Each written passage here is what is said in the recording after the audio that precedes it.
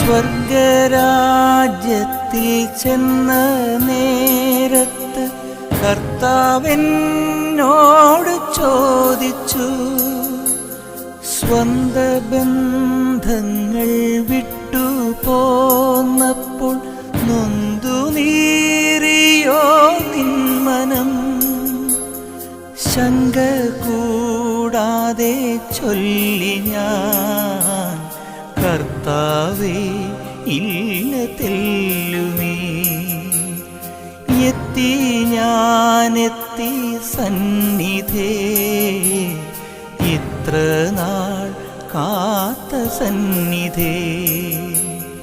പോകുന്നേ ഞാനും എൻ ഗൃഹം തേടി ദൈവത്തോടൊത്തുറങ്ങിടാൻ.